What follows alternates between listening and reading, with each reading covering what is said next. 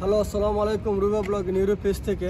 আজকে আমার মনটা খুবই খারাপ, বলতে পারেন কেন, কী হয়েছে। দেখেন, আমরা কিন্তু দিন শেষে কিন্তু আমরা যে কোনো একটা আশায় থাকি যে আমরা বাংলাদেশে কিছু করতে পারি না। বাংলাদেশে আমি ছুটি দেখেছিলাম, যাওয়ার পরে দেখছি যে সবাই কিন্তু নফসি করতেছে যে হবে দেশ থেকে বাইরে, দেশে কিন্তু কিছু করার মতো না। আমি দেখছি তরুণ প্রজন্মের যারা আছে তারা বাংলাদেশে কিছু করতে পারতেছে না, রাজনীতির সাথে জড়িয়ে আছে। ঠিক আছে, রাজনীতি একটা পর্যায়ে কিন্তু কেউ কিছু করতে পারে না। আর সকালবেলা ঘুম থেকে উঠার পরে একটা ভাই আমার সাথে শেয়ার করলো যে ভাই, আমি দালালের পথ করে ইউরোপে আসার পরে আমার লাইফটা নষ্ট হয়েছে। আমি বললাম ভাই কী হয়েছে আপনার? উনি বললো যে ভাই, আমি আসছিলাম বিভিন্ন দেশ হয়ে, ইউরোপে আসার পরে আজকে আমি প্রায় 20 থেকে 25 লাখ টাকা আমি ঋণগ্রস্ত আছি। তো আমি এখন বর্তমানে কিছু করতে পারতেছি না।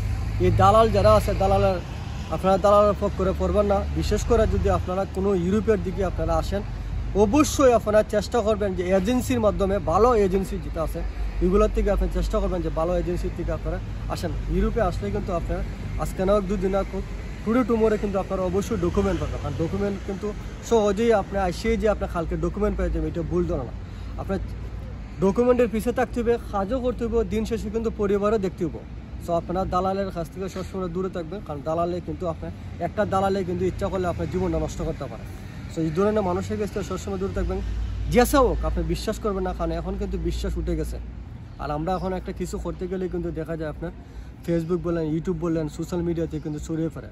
তো আপনারা আইনের, প্রশাসনের আপনারা সহযোগিতা নেবেন। যদি ভালো আপনি দেখেন কিছু করতে পারতেছেন, আপনার সাথে দালালে প্রতারণা করছে, আপনারা অবশ্যই প্রশাসনের সহযোগিতা নেবেন। আর আজকের মতন এখানে রাখি। অবশ্যই ভালো ভিডিও দেওয়ার চেষ্টা করবো। কে কোথার থেকে জানান আপনারা জানাবেন। আমি শুধু আপনাদের জন্য ভিডিও করি এবং নতুন দুজন নিয়ে ভিডিও দেওয়ার চেষ্টা করি। আজকের মতন এখানে। আসসালামু আলাইকুম। দেখা হবে আবার নতুন ভিডিওর মাধ্যমে।